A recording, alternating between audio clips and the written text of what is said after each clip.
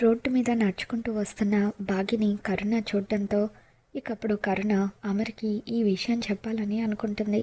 Sir, బాగి sir, అదిగోండి అక్కడే నాకు కనిపించింది. చేతిలో కూరగాయల సంచి ఉంది, అలాగే తను ఆకుపచ్చ చీర కట్టుకొని ఉంది అని చెప్పి కరుణ చెబుతూ ఉంటే అక్కడ అమర్కి బాగి కనిపించకపోవడంతో అమర్ కరుణ చెప్పేది అబద్ధం అనుకొని తనని అపార్థం చేసుకొని అక్కడి నుండి వెళ్ళిపోతాడు. ఇక దాంతో కరుణ ఖచ్చితంగా నేను చూసింది బాగిని, దాంతో కలిసి నేను ఎన్నో ఏళ్ళు పనిచేశాను, ఆ మాత్రం నేను దాన్ని గుర్తుపట్టలేనా అని చెప్పి కరుణ ఖచ్చితంగా అది ఈ చుట్టుపక్కల ఎక్కడో ఉండుంటుంది అని చెప్పి చుట్టుపక్కల అంతా కూడా చూస్తూ ఉంటుంది. ఎక్కడా కూడా బాగి కనిపించకపోవడంతో ఇప్పుడు ఏం చేయాలి, నేను సార్కి ఎలా ప్రూవ్ చేయాలి అని చెప్పి కరుణ ఆలోచిస్తూ ఉంటుంది. కరుణ చుట్టుపక్కల వెతుకుతూ ఉంటే బాగి కరుణను చూసి టెన్షన్ పడిపోతూ ఖచ్చితంగా ఇది నా కోసమే వెతుకుతున్నట్టుంది, ఇప్పుడు కానీ నేను దీని కంటపడానంటే ఖచ్చితంగా ఆయనతో నా గురించి చెప్పేస్తుంది అని చెప్పి బాగి టెన్షన్ పడిపోతూ ఉంటుంది.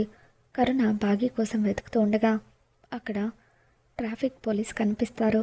అటువైపుగా వచ్చే వాళ్ళందరికీ కూడా చలాన్లు రాస్తూ ఉంటారు. ఇక దాంతో కరుణకు ఒక ఐడియా వస్తుంది. వెంటనే ఆ పోలీస్ అతని దగ్గరికి వెళ్ళి, సార్, ఇటువైపుగా వచ్చే వెహికల్స్ అన్నీ కూడా సీసీటీవీ ఫుటేజ్లో రికార్డ్ అవుతాయి కదా, అలాగే మనుషులు వచ్చినా కూడా రికార్డ్ అయ్యే ఉంటుంది కదా. 10 నిమిషాల క్రితం నా ఫ్రెండ్ ఇటువైపే వచ్చింది సార్, అది 5 ఏళ్ల క్రితం ఇల్లు వదిలి వెళ్ళిపోయింది, దాని గురించి నేను తెలుసుకోవడం చాలా ముఖ్యం, ప్లీజ్ సార్ ఒక్కసారి సీసీటీవీ ఫుటేజ్ని చూయించండి అని కరుణ రిక్వెస్ట్ చేస్తుంది. ఇక దాంతో అలాగే అమ్మ చూయిస్తానంటూ అతను సీసీటీవీ ఫుటేజ్ని చూయిస్తూ ఉంటాడు. అందులో 10 నిమిషాల క్రితం బాగి కూరగాయలు తీసుకొని రోడ్డు మీద నడుచుకుంటూ వెళ్తున్నట్టుగా రికార్డ్ అవుతుంది. ఇక ఆ వీడియో చూడగానే కరుణ ఒక్కసారిగా షాక్ అవుతుంది. తనే సార్ మా ఫ్రెండ్ అని చెప్పి, సార్ ఒక్కసారి ఈ వీడియో క్లిప్ని నాకు ఫార్వర్డ్ చేస్తారా అని చెప్పి కరుణ ట్రాఫిక్ పోలీస్ని అడుగుతూ ఉంటుంది. తప్పకుండా చేస్తానమ్మా అని చెప్పి ఆ ట్రాఫిక్ పోలీస్ అతను కరుణకి వీడియోని ఫార్వర్డ్ చేస్తాడు. ఇక దాంతో కరుణ వెంటనే అమర్కి ఫోన్ చేస్తుంది. సార్, నేను బాగిని చూశానంటే మీరు నన్ను నమ్మలేదు కదా, అదంతా నా ఇల్యూషన్ అని చెప్పారు కదా, నేనిప్పుడు మీకు చూపించబోయే వీడియోని చూస్తే ఖచ్చితంగా నేను చెప్పింది నిజమని మీరు నమ్ముతారు అని చెప్పి కరుణ అమర్కి చెబుతూ ఉంటుంది. ఇక దాంతో అమర్, ప్లీజ్ కరుణ దయచేసి నా టైం వేస్ట్ చేయొద్దు అని చెప్పి అంటూ ఉంటే, లేదు సార్ నేను చెప్పింది నిజమే, ఇప్పుడే నేను అక్కడికి వస్తున్నాను అని చెప్పి కరుణ అమర్ దగ్గరికి వస్తూ ఉంటుంది.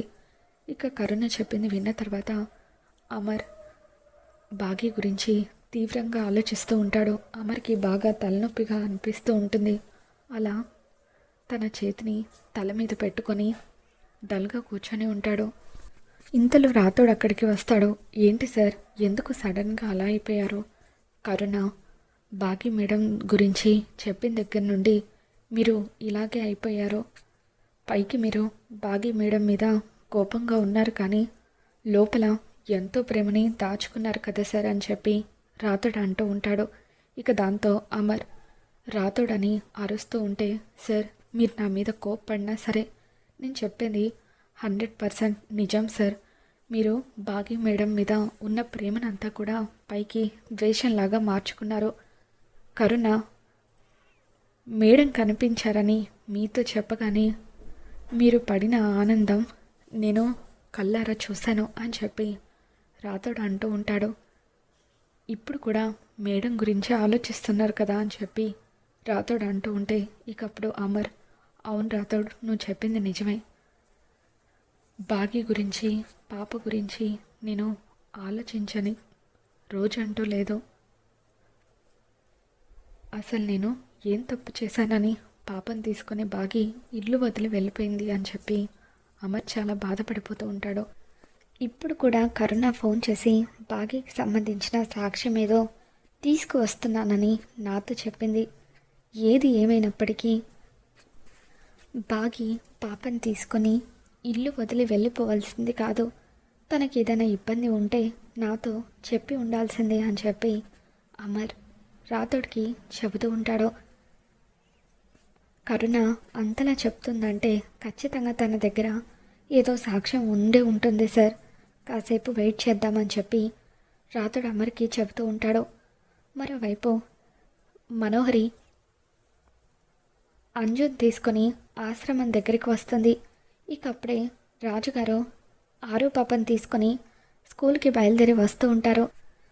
అంజు కారు దిగగానే లోపలికి పరుగులు తీస్తూ బుజ్జమ్మ, హాయ్ బుజ్జమ్మ అని అంటూ ఉంటే, అక్క నువ్వేంటి ఇలా వచ్చావు అని చెప్పి ఆరు పాప అడుగుతూ ఉంటుంది. నిన్ను కూడా నాతో పాటు స్కూల్కి కారులో తీసుకువెళ్దామని వచ్చాను, నువ్వు కూడా నాతో పాటు రా అని చెప్పి అంజు అంటూ ఉంటుంది.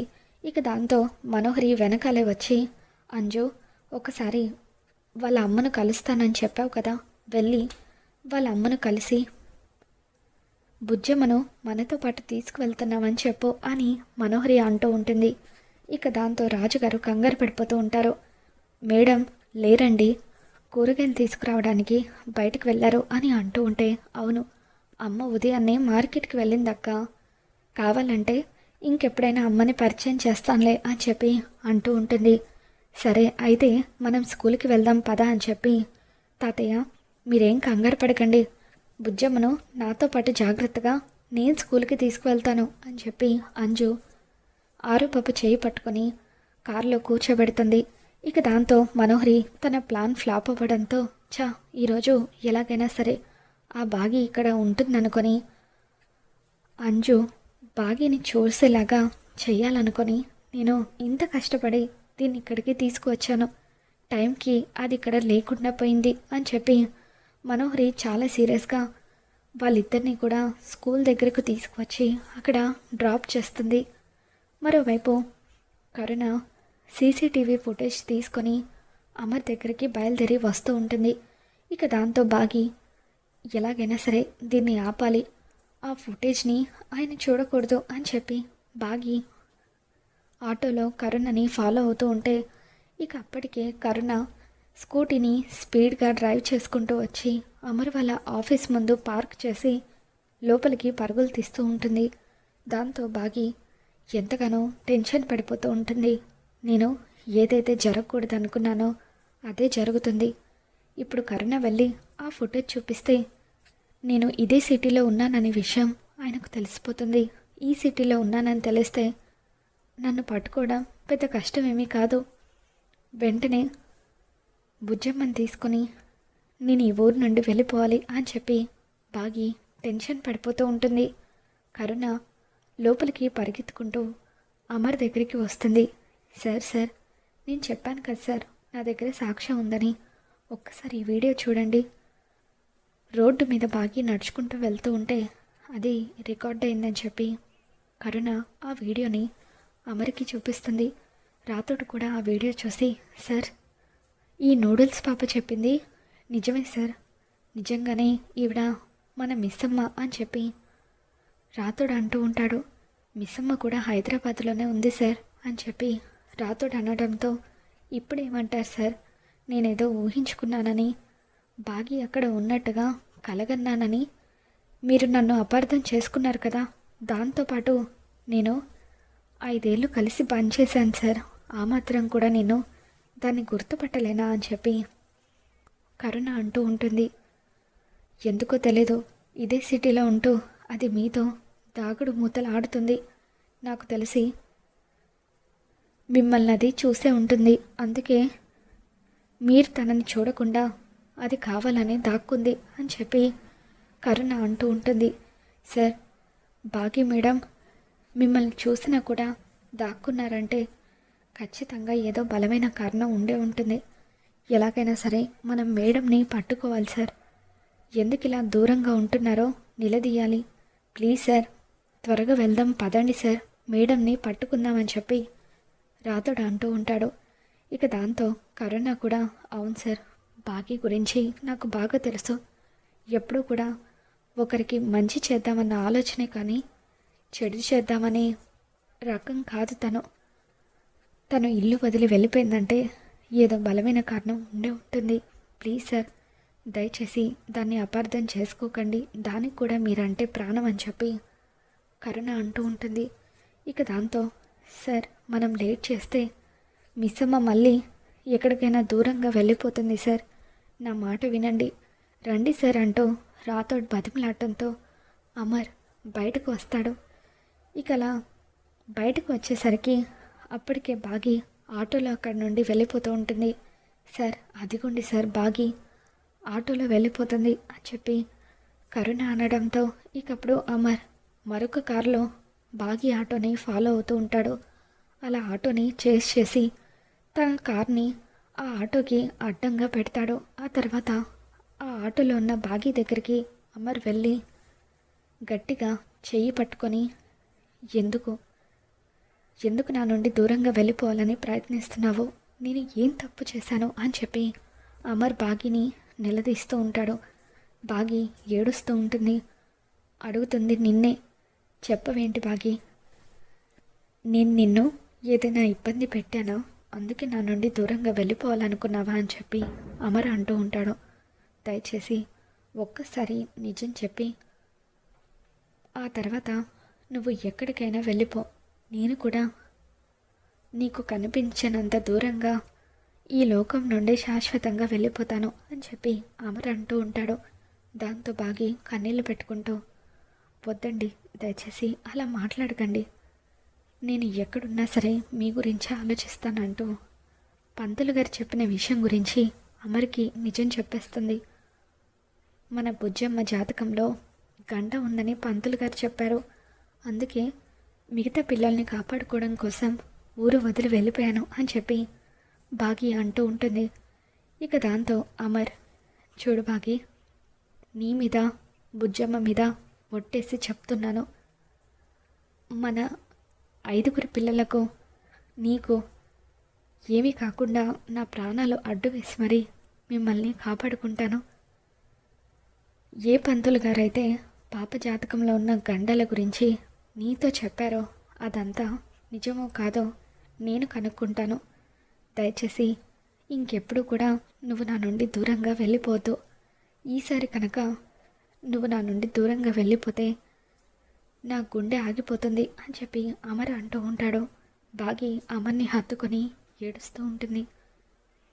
మన పాప ఎక్కడుందని చెప్పి అమర్ అడుగుతూ ఉంటాడు. మిలిటరీ స్కూల్లోనే చదువుతుందండి, ఇప్పుడే వెళ్ళి మన బుజ్జమ్మని తీసుకువస్తాను అని చెప్పి బాగి అంటూ ఉంటే, పద ఇద్దరం కలిసి వెళ్దామని చెప్పి అమర్ అంటూ ఉంటాడు. ఇక అలా ఇద్దరూ కలిసి స్కూల్కి వచ్చి పాపని పిలుస్తూ ఉంటారు. నడుచుకుంటూ వస్తున్న ఆరో పాపని చూసి అమర్ ఒక్కసారిగా షాక్ అవుతాడు. బాగి మన బుజ్జమ్మ అని చెప్పి పాపని అమర్కి చూపిస్తూ ఉంటుంది. ఆరో పాప బాగి దగ్గరికి వచ్చి, ఏంటమ్మా ఈ టైంలో స్కూల్కి వచ్చావేంటి అని అడుగుతూ ఉంటే, ఎప్పుడు నువ్వు మీ నాన్న ఎవరని అడుగుతూ ఉంటావు కదా, ఇదిగో ఈయనే మీ నాన్న అని చెప్పి బాగి అమర్ని చూపించడంతో, ఏంటి ఈ అంకుల్ మా నాన్న అని చెప్పి ఆరు పాప చాలా హ్యాపీగా ఫీల్ అవుతూ అమర్ని గట్టిగా పట్టుకుంటుంది. అమర్ కూడా పాపని దగ్గరికి తీసుకొని ప్రేమగా ముద్దులు పెడుతూ ఉంటాడు. ఇక ఆ విధంగా అమర్ బాగిని పాపను ఇంటికి తీసుకొని రావడంతో ఇంట్లో అందరూ కూడా చాలా హ్యాపీగా ఫీల్ అవుతూ ఉంటారు. మరోవైపు మనోహరి మాత్రం కోపంతో రగిలిపోతూ ఉంటుంది. మరి రాబోతున్న ఎపిసోడ్లో ఏం జరగబోతుందో మళ్ళీ మన ఛానల్లో తెలుసుకుందాం. ఈ వీడియో మీకు నచ్చినట్లయితే లైక్ చేయండి.